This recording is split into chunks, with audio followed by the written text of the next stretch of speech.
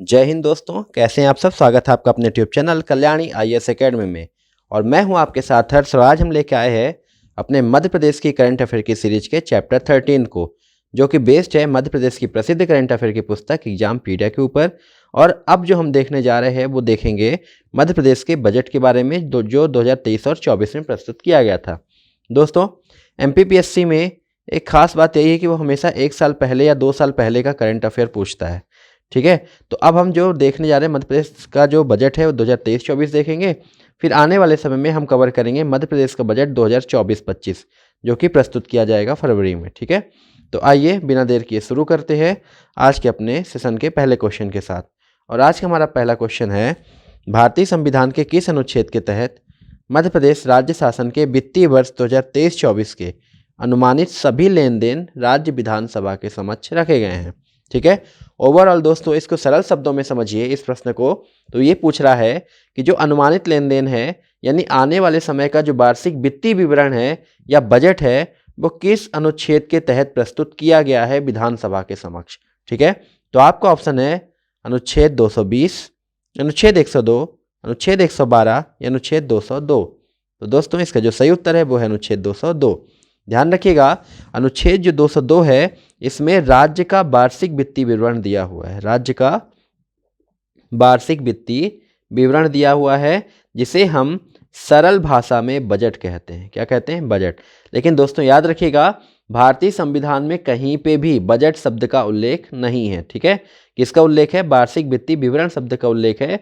इसे हम एक शब्द में बजट बोल देते हैं। ठीक है, तो जो राज्य का बजट है वो संविधान के अनुच्छेद 202 में दिया गया है। ठीक है, जबकि ध्यान रखिएगा देश का जो बजट है वो संविधान के अनुच्छेद 112 में प्रस्तुत किया जाता है। ठीक है, 112 के तहत प्रस्तुत किया जाता है। क्लियर दोस्तों? अब देखिए, किसी भी राज्य शासन का आगामी वित्तीय वर्ष का अनुमानित लेन देन राज्य का वार्षिक वित्तीय विवरण या बजट कहलाता है। क्लियर है दोस्तों? अब हमने आपको बता दिया कि 202 में इसका प्रावधान है। और जो बजट 2023-24 प्रस्तुत किया गया है, तो इसके बारे में भी थोड़ा सा हम देख लेते हैं बजट 2023-24 के बारे में। तो आइए देखते हैं बजट 2023-24। ठीक है, जो बजट था इस बार वो था 3,14,025 करोड़ रुपए का। समझ रहे हैं? 3,14,025 करोड़ रुपए का ये बजट था। और ये जो है पिछले साल के बजट में इसमें 13% की वृद्धि हुई है। क्लियर है? और इस बजट की विशेषता क्या है कि यह मध्य प्रदेश का पहला ई बजट है। ध्यान रखिएगा, ये मध्य प्रदेश का पहला ई बजट है, जिसको प्रस्तुत किया था वित्त मंत्री श्री जगदीश देवड़ा जी ने। ठीक है, श्री जगदीश देवड़ा जी ने, जो कि वर्तमान में उप मुख्यमंत्री के पद पे पदस्थ भी हैं। ठीक है, ध्यान रहेगा। तो आपसे क्वेश्चन पूछ सकता है मध्य प्रदेश का पहला ई बजट किसने प्रस्तुत किया था? तो वित्त मंत्री जगदीश देवड़ा जी ने। क्लियर है? अब देखिए, जो ये है बजट है, इसमें बताया गया है कि जो देश की जीडीपी में मध्य प्रदेश का योगदान है वो है 4.8%। कितना है? 4.8%। ठीक है, ध्यान रखिएगा। और जो मध्य प्रदेश की प्रति व्यक्ति आय है वो है 1,40,585 रुपये। क्लियर है दोस्तों? याद रहेगा। और इस जो प्रति व्यक्ति आय है इसमें 15.6% की वृद्धि हुई है, ये चालू वित्त वर्ष में। ठीक है, 1,40,585। ये सब आंकड़े रख लीजिए, आपका जो मेंस होगा उसके सेकंड पेपर में आपके काम आएगा। क्लियर है दोस्तों?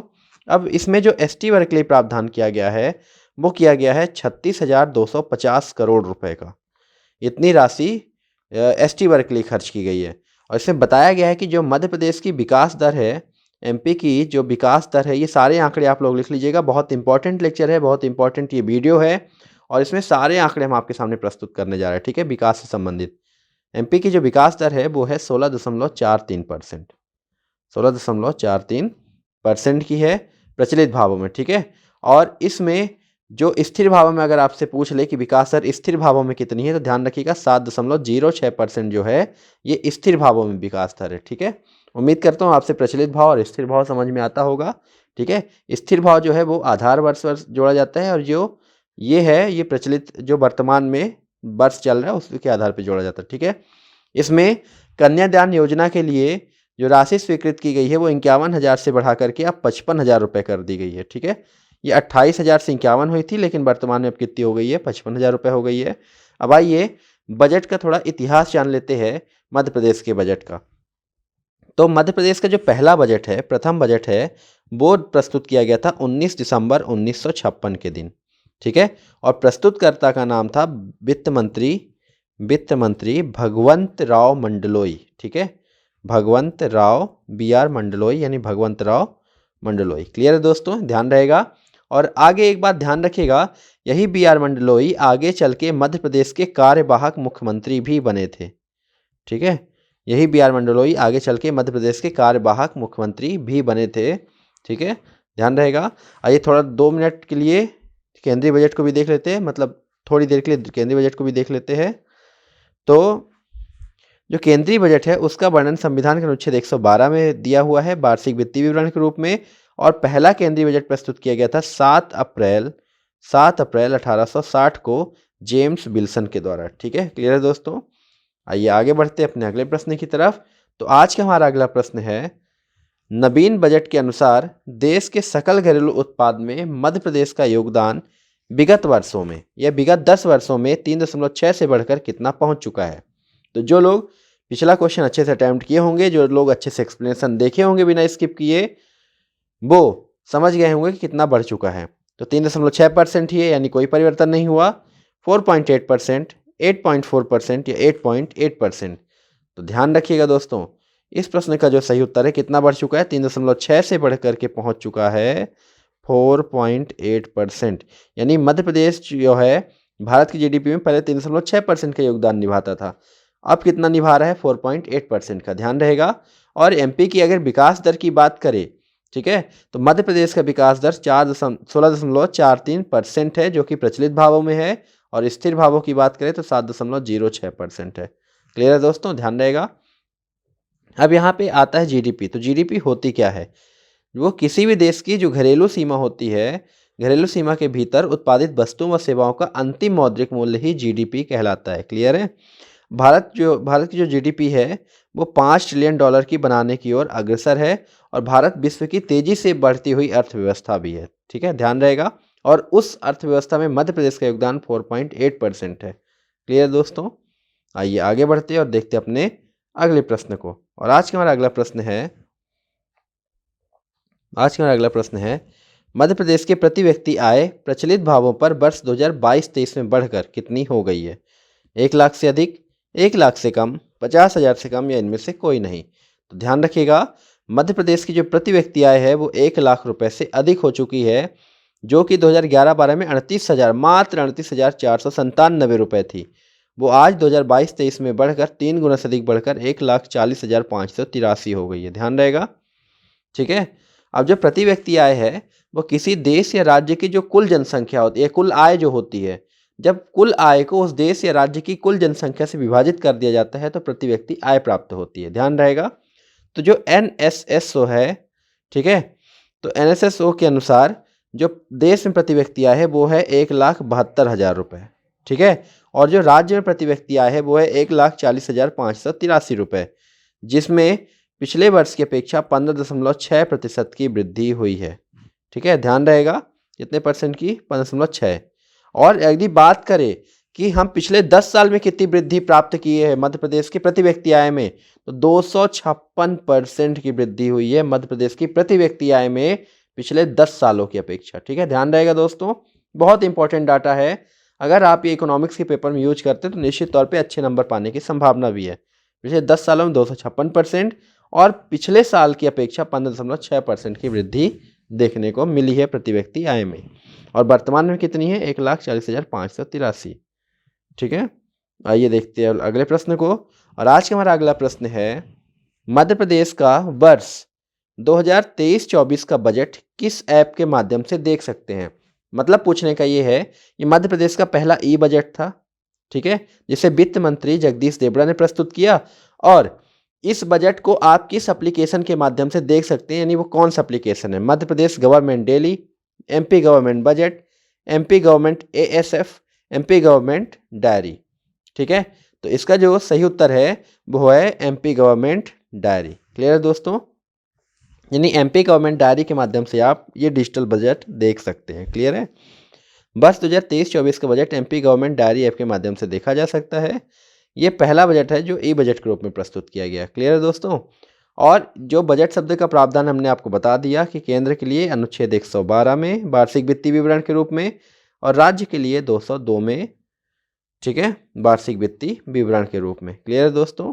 इस बार ध्यान रखिएगा 3,14,025 करोड़ रुपए का बजट था। क्लियर है? आइए देखते हैं अपने अगले प्रश्न को।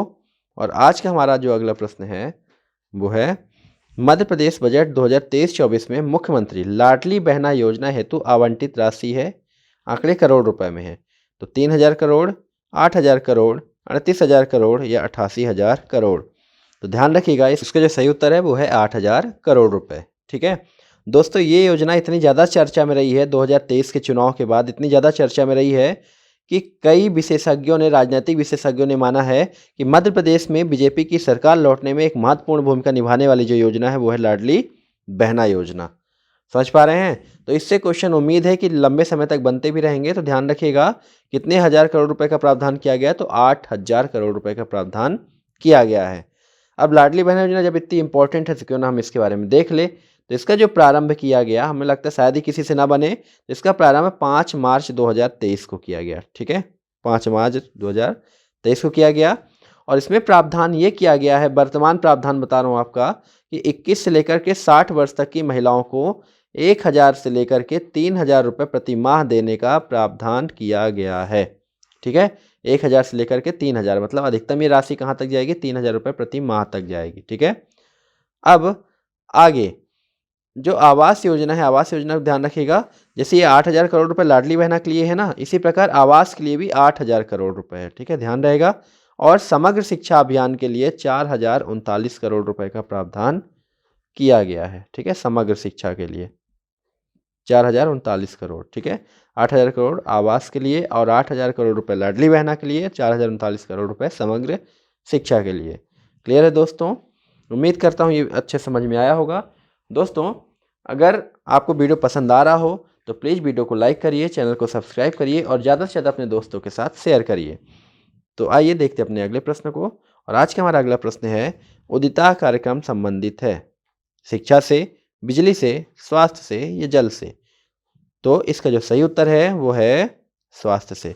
उदिता जो योजना है वो किससे संबंधित है? कार्यक्रम स्वास्थ्य से। ठीक है, आंगनबाड़ी केंद्रों के माध्यम से किशोरी बालिकाओं एवं अन्य महिलाओं को स्वास्थ्य एवं स्वच्छता संबंधी व्यवहारों को बढ़ावा देने एवं जागरूक करने के उद्देश्य से उदिता कार्यक्रम संचालित किया गया है। ठीक है, उदिता के बारे में देख लीजिए। तो इसका जो प्रारंभ है ना उदिता कार्यक्रम का, वो 1 नवंबर 2016 को किया गया था। ठीक है, 1 नवंबर 2016 को इसका प्रारंभ किया गया था।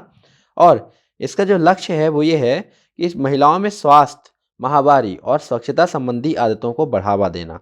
और इसमें प्रावधान ये किया गया है कि अलग अलग एनजीओ के साथ मिलकर सैनिटरी पैड बनाने का अनुबंध किया जा रहा है और सस्ते से सस्ते दरों पे उपलब्ध करवाया जाएगा, ताकि महिलाओं में स्वच्छता आए, माहवारी के समय बीमारी ना फैले और महिलाओं के स्वास्थ्य को ज़्यादा से ज़्यादा स्वस्थ रखा जा सके। क्लियर दोस्तों? याद रहेगा।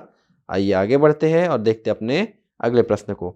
हमारा अगला प्रश्न है, Sant Shiromani Ravidas global skill park है भोपाल, इंदौर, जबलपुर या उज्जैन? तो इसका जो सही उत्तर है वो है भोपाल। ठीक है, तो संत शिरोमणि रविदास जो ग्लोबल स्किल पार्क है वो भोपाल में है। पहले इसका नाम ग्लोबल स्किल पार्क था। ठीक है, जिसमें विभिन्न प्रथाओं में प्रशिक्षण देने का कार्य किया जाता था, लेकिन बाद में इसका नाम बदल के संत शिरोमणि रविदास कर दिया गया।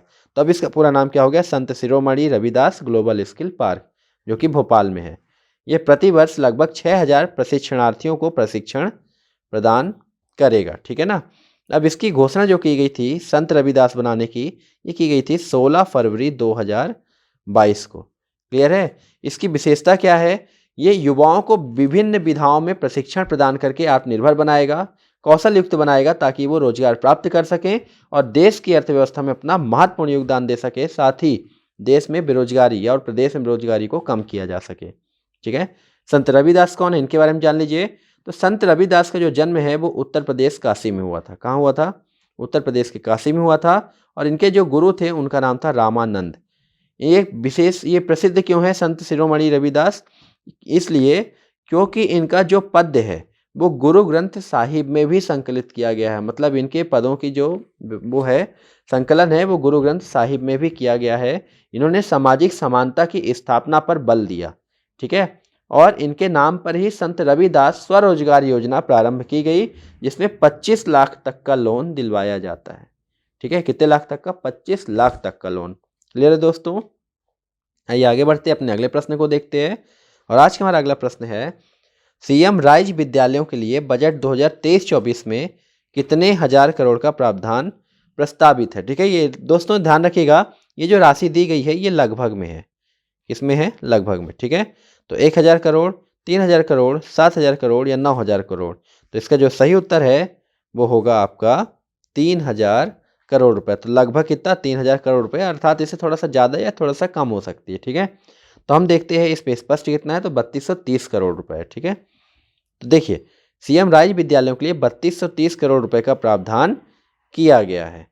ठीक है, अब सीएम राज्य स्कूल बहुत ज़्यादा चर्चा में भी रहा है, और बहुत ज़्यादा इसमें चर्चा में रहने का कारण क्या है कि हर क्षेत्र में लगभग हर जिले में गुणवत्ता युक्त शिक्षा देने के लिए कम से कम एक सीएम राज्य स्कूल बनाया जाएगा, जो कि विभिन्न विधाओं में अच्छे से शिक्षा प्रदान करेगा। ठीक है, इस क्षेत्र में न केवल शिक्षा बल्कि कौशल और नागरिकता के साथ संस्कार भी प्रदान किए जाएंगे। आप देख सकते हैं पूर्व मुख्यमंत्री शिवराज सिंह चौहान जी को, है ना, इन्होंने इसकी नींव भी रखी थी। और इसका जो है प्रावधान ये है कि पूरे प्रदेश में लगभग 900 सीएम राज्य स्कूल बनाए जाएंगे, और इसका जो प्रावधान किया गया 3230 करोड़ रुपए किया गया है। ठीक है, ध्यान रहेगा। पीएम राज्य स्कूल से संबंधित ही एक और प्रावधान है जो कि केंद्र सरकार की योजना है, वो है PM Shri school. PM Shri school, ठीक है, ये केंद्र सरकार की योजना है, ध्यान रखिएगा, है ना। सीएम राइज की तर्ज पे ही खोले जाएंगे ये। आगे बढ़ते और देखते अपने अगले प्रश्न को।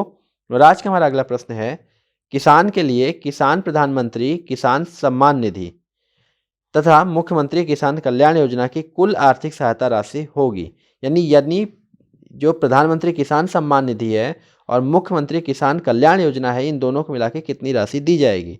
4000 रुपये, 6000 रुपये, 8000 रुपये या 10,000 रुपये?